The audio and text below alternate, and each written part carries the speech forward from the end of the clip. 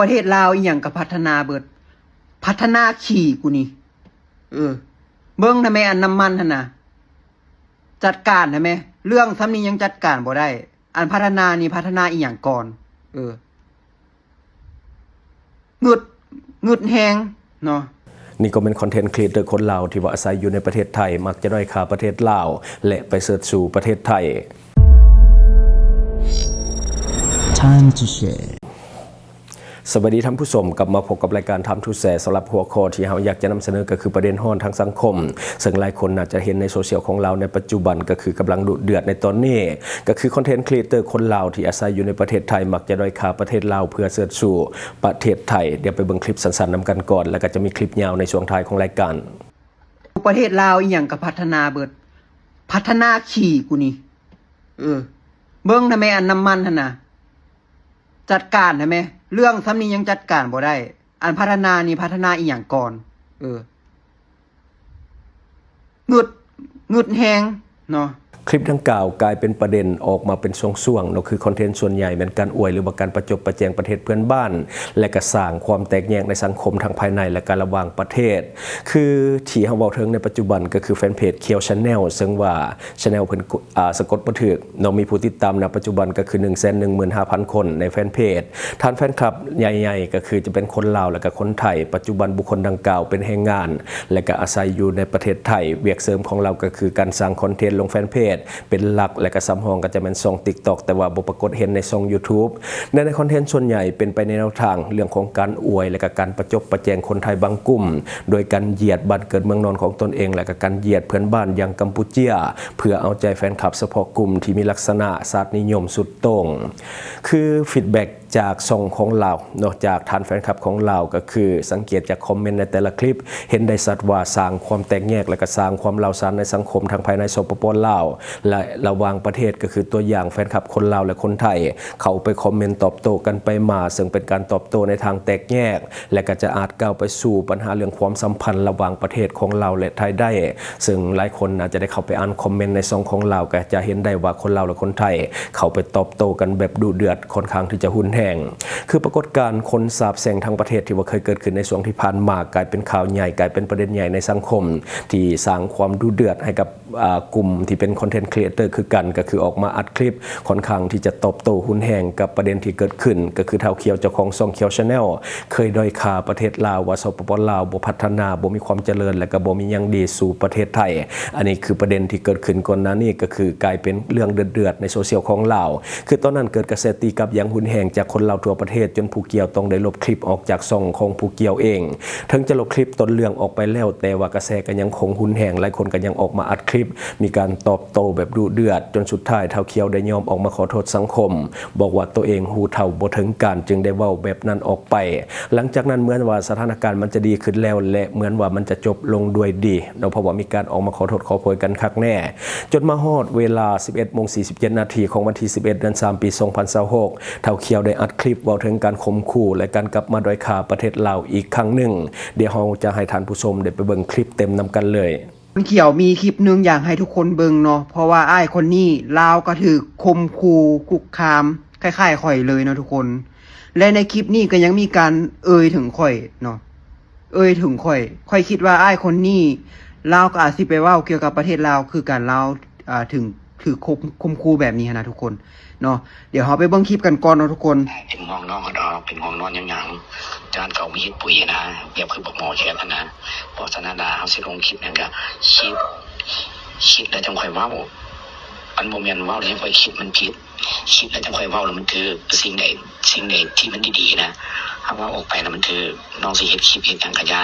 แต่ว่าอย่ามาดราม่าประเทศตามหลายมันบ่ถือรัฐบาลเขาฮู้เดี๋ยวนี้นะเขาสืบหาสู่นี่ส่งตัวนี่เขาสืบหาสู่อยู่นี่นะมึงอย่าสู้ว่าสู้เก่งเด้อเห็นบ่มันมีอันนั้นไหนอยู่ประเทศไทยก็มีไหนมันมีอันไม่กว่าไอ้สิบอกมันมีไม่กว่ามันมีอันกงสุลลาวนะอยู่ไทยกับนี้เขาสืบนำสู่อยู่นี่ส่งตัวสู่นี่คันสู้เว้าอย่างคิดดีๆแล้วยังค่อยเว้ามันบ่แม่นเว้าแล้วยังค่อยคิดมันผิดคิดดีๆเขาสิคิดอย่างมานะมันคืออันนี้อ้ายก็บอกว่าเขายอมรับอยู่ว่าสู่ฮักประเทศไทยไปก็ฮักเปิดกูก็เป็นคนไทยกันกู กูก็ส่งสัญชาติด้วยกันบัตรประชาชนกูก็มีกูเป็นคนลาวกูทั้งเป็นคนไทยกูยังบ่เว้ากูสู้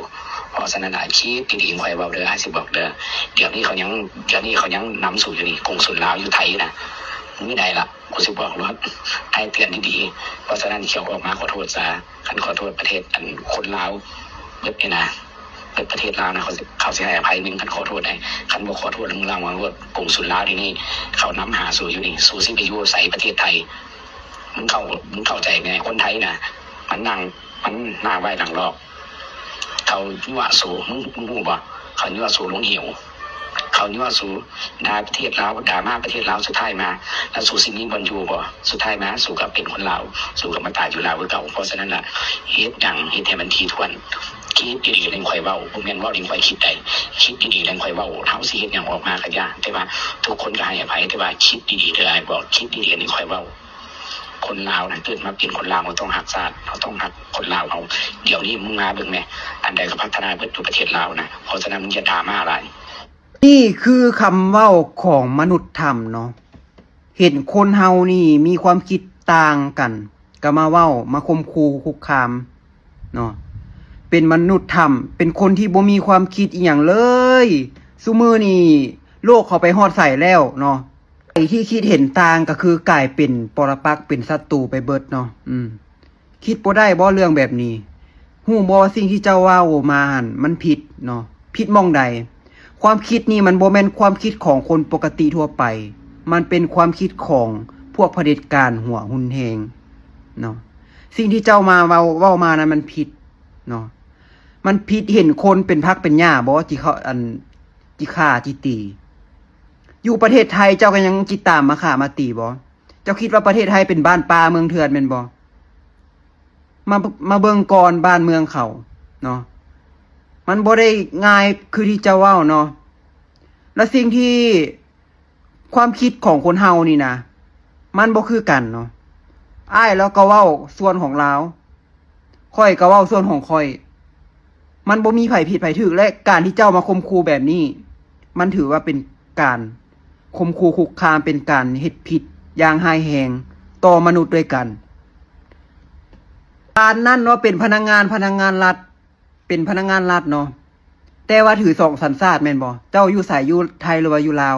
คันอยู่ลาวเป็นคนลาวเขาบ่สามารถให้เจ้าถือสองสัญชาติได้เป็นคนลาวเจ้ายังบ่ฮู้กฎหมายลาวเลยเจ้าจิเอาอีหยังมาสู้กับคนที่เขาคิดเห็นต่างจากเจ้าที่เจ้าว่าคนไทยหน้าไหว้หลังหลอกหั่นเจ้าบ่ต้องมา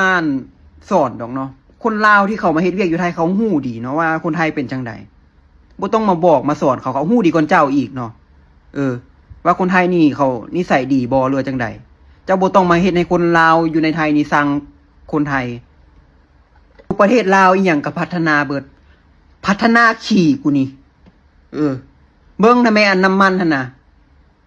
จัดการทำไมเรื่องซ้ำนี้ยังจัดการบ่ได้อันพัฒนานี่พัฒนาอีหยังก่อนงึดแฮงเนาะก่อนสิเว้าหยังออกมาหั่นน่ะเจ้าคิดก่อนเนาะเจ้าผิดใดเจ้าเว้าแบบนี้ข่มขู่คุกคามคนอื่นคนใดบ่แม่นสัตว์บ่แม่นหญ้าเนาะบ่แม่นผักที่เจ้าสิมาฆ่าที่มาตีที่มาทำให้อีหยังได้ประเทศไทยเขามีกฎหมายคุ้มครองขนาดเป็นหมาเป็นแมวนี่อยู่ไทยฆ่าหมาฆ่าแมวนี่ผิดได้ผิดกฎหมายไทยได้เจ้ายังบ่ฮู้ได้หั่นบอกให้ก่อนว่ามันบ่ได้ง่ายเจ้าเว้าได้ขอให้เจ้าเฮ็ดให้ได้เด้อเจ้าบ่ต้องมาท่าเนาะเพราะว่าเขาบ่ย้านดอกคนลาวที่อยู่ในไทยเขียวคิดว่าเขาบ่ย้านเพราะว่าประเทศไทยเขามีกฎหมายเขาบ่แม่นบ้านป่าเมืองเถื่อนที่สิเฮ็ดหยังก็ได้ และที่ผ่านไปก็คือคลิปเต็มที่กำลังเป็นกระแสอยู่ในปัจจุบันซึ่งหลายคนบ่พอใจกับปัญหาดังกล่าวที่เกิดขึ้นคือคลิปนี้ได้กลับมาเดือดอีกครั้งหนึ่งในสังคมลาวคนลาวจำนวนหลายได้เข้าไปเตือนและก็วิพากษ์วิจารณ์เท่าเขียวของ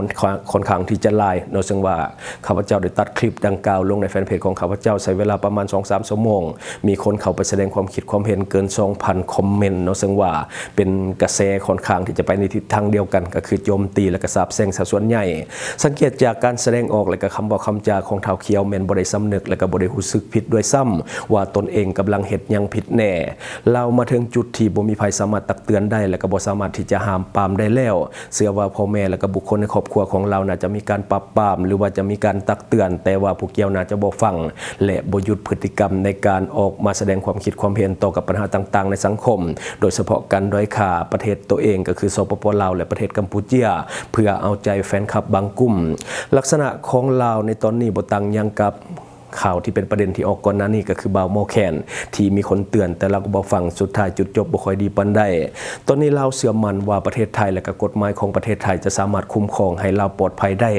เบิ่งจากคำเว้าคำจาของเราเชื่อมั่นแฮงว่ากฎหมายของไทยจะบ่เป็นคือบ้านเฮาประเทศไทยบ่แม่นบ้านป่าเมืองเถื่อนเนาะเรายังเชื่อมั่นจังซั่น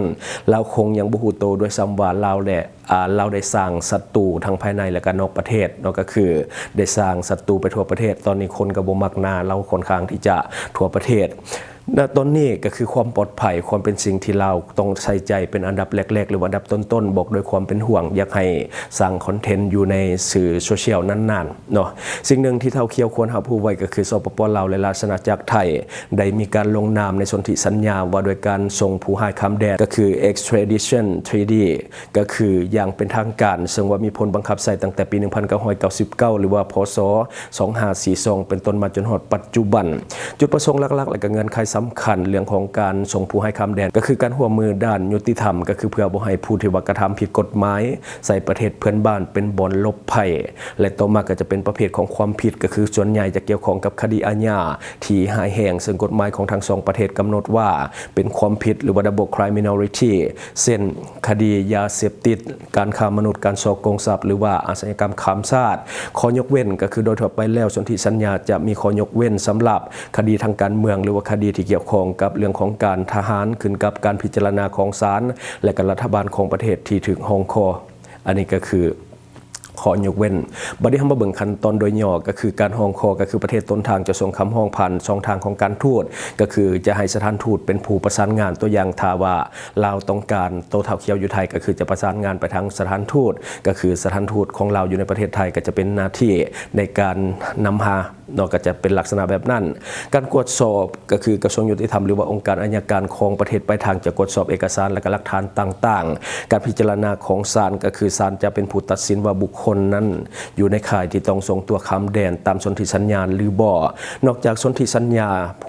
ส่งผู้ให้ข้ามแดนแล้วทั้งสองประเทศก็ยังมีสนธิสัญญาว่าโดยการช่วยเหลือซึ่งกันและกันในเรื่องของทางอาญาเพื่อช่วยให้การสืบสวนสอบสวนและก็การเก็บกำหลักฐานอีกด้วย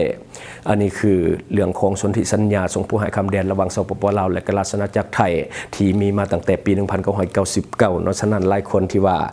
เหตุผิดหรือว่ากระทำผิดอยู่ในประเทศลาวและไปหลบหนีอยู่ในประเทศไทยว่าจะรอดบ่รอดเนาะเพราะว่าทั้งลาวและไทยก็คือมีสนธิสัญญาส่งผู้ให้ข้ามแดนและตัวอย่างที่มันเกิดขึ้นเนาะก็คือคดีอุ้มฆ่าอยู่ประเทศไทยก็คืออุ้มฆ่าแล้วก็มีการเผาศพนี่มาอยู่ประเทศลาวใช้เวลาบ่พอ3วันเท่านั้นทางการลาวก็คือมีการจับกุมตัวแล้วก็ส่งกลับให้ประเทศไทยก็ย้อนว่าลาวเฮามีสนธิสัญญาระหว่างประเทศฉะนั้นเนาะตัวนี้ก็ต้องได้รับรู้และก็ต้องได้ศึกษาไว้อันนี้เฒ่าเขียวควรรู้ไว้ถ้าว่าเกิดข้อผิดพลาดแท้ๆหรือว่าเว้ายังผิดพลาดเนาะไทยก็จะส่งเฒ่าเขียวกับลาวคือเก่าถ้าว่ามีความผิดทางกฎหมายแท้ๆบ่ต้องห่วงว่าอยู่ในประเทศไทยแล้วสิจับตัวบ่ได้ให้เฒ่าเขียวสังเกตเบิ่งว่าเป็นหยังคนที่ว่าโจมตีรัฐบาลหรือว่าคนที่เฮ็ดผิดอยู่ในสปป.ลาวเขาไปกบดานอยู่ในประเทศไทยแต่ว่าสุดท้ายเขาก็ต้องหนีไปประเทศที่3ตัวอย่างคือหนีไปฝรั่งหนีไปแคนาดาแล้วก็หนีไปอเมริกาย้อนว่าไทยเขาเจ้าก็จะจับแล้วก็ส่งมาให้ลาวคือเก่าฉะนั้นตรงนี้ไปประเทศที่3ก็คือประเทศที่เขาเจ้าบ่มีสนธิสัญญาส่งผู้ให้ข้ามแดนกับประเทศเฮาอันนี้คือสิ่งที่ควรรู้ไว้คือการหักประเทศไทยเนาะการหักการแพงประเทศไทยบ่แม่นสิ่งที่ผิดคนลาวส่วนใหญ่ก็หักประเทศไทยบ่ต่างกันเพราะว่าเป็นเพื่อนบ้านที่ดีทุกคนรับรู้มาแต่นานแล้วมันบ่จำเป็นต้องมาด้อยค่าประเทศตนเองเพื่อให้เสริฐสู่ประเทศเขาให้สูงขึ้นเฮาสามารถที่จะหักประเทศลาวแล้วก็หักประเทศไทยไปพร้อมกันได้โดยที่ว่าบ่ต้องแบ่งแยกคนไทยส่วนใหญ่เขาก็บ่ได้มักดอกการอวยการประจบประแจงเพื่อจะได้เงินหรือว่าได้ยอดไลค์ยอดแชร์จากเขาเจ้าคนไทยเขาเจ้าก็ฉลาดเขาก็เบิ่งออกเขาก็บ่มักการประจบประแจงถ้า างที่ดีมาสร้างคอนเทนต์ที่มันสร้างสรรค์และก็เสริมสร้างความสัมพันธ์ที่ดีระหว่างประเทศลาวกับประเทศไทยดีกว่าเนาะคนลาวและก็คนไทยจะฮักและก็ให้เกียรติหลายกว่าเก่าเนาะก็คือให้เกียรติเจ้าหันหลายกว่าเก่ามันอาจจะส่งผลดีต่อหน้าที่การงานของเจ้าโดยซ้ำที่เจ้าเฮ็ดเวียกอยู่ในประเทศไทยในปัจจุบันว่าด้วยความเจริญเนาะประเทศไทยและก็ประเทศลาวแตกต่างกันทุกคนฮู้ดีอยู่แล้วคือประเทศไทยนี่เขาเจริญกว่าบ้านเฮาหลายเท่าทุกคนฮู้อยู่แล้วทุกคนรับฮู้มาโดยตลอดถึงว่าลาวจะเป็นประเทศที่ด้อยพัฒนาแต่ว่าลาวก็เป็นบ้านเกิดเมืองนอนแล้วก็เป็นบ้านพ่อเมืองแม่ของเฮาฉะนั้นอย่าไปด้อยค่าแห่งนั้นลาวในไทยก็มีบทบาทสำคัญในเรื่องของการสร้างสรรค์พัฒนาประเทศลาวคือกันเพราะว่าเป็นหนึ่งบุคคลหรือว่าเป็นกลุ่มคนที่มีสถานะเป็นผู้หาเงินตาเข้าประเทศเนาะฉะนั้นแห่งงานก็ถือว่าเป็นภาคส่วนหนึ่งที่สำคัญต่อการพัฒนาประเทศชาติของเฮาคือกันถึงว่าตอนนี้ประเทศเราจะด้อยพัฒนาแต่ถ้าทุกคนช่วยกันในเรื่องของการผลักดันเรื่องของการหาเงินตาต่างประเทศเข้ามาในประเทศก็จะเหตุให้ความเจริญในประเทศของเรามันค่อยๆเจริญขึ้นเนาะดีกว่ามาเฮ็ดแบบโดยคาประเทศตนเองแล้วก็ไปเสิร์ชสู่ประเทศเขาเพราะว่าสุดท้ายแล้วเราก็ต้องกลับมาอยู่ประเทศของเราการหักประเทศไทยการหักประเทศลาวสามารถที่จะเฮ็ดไปพร้อมๆกันได้โดยที่บ่ต้องแบ่งแยกแล้วก็บ่ต้องสร้างความแตกแยกระหว่างประเทศอย่างที่เป็นอยู่ในปัจจุบันเรายังให้กลับตัวกลับใจแล้วก็สามารถที่จะกลับมาสร้างคอนเทนต์ทางบวกให้มันดีกว่าเก่าเนาะคนลาวคนไทยก็จะหักหลายขึ้นอันนี้คือสิ่งที่เราเก็บมาเล่าสู่ฟังหวังว่าท่านจะได้รับสาระดีๆสำหรับท่านที่ว่าเบิ่งรายการเฮาอยู่คิดเห็นจะได้กับสิ่งที่มานำเสนอไปก็อย่าลืมฝากไว้ภายใต้คอมเมนต์ของเฮาและข้าพเจ้าจะเข้าไปอ่านด้วยตนเองขอขอบใจสนใจโฆษณาประชาสัมพันธ์ธุรกิจและผลิตภัณฑ์ของท่านผ่านรายการของเฮาสนใจติดต่อตามข้อมูลที่ขึ้นหน้าจอในปัจจุบันได้เลย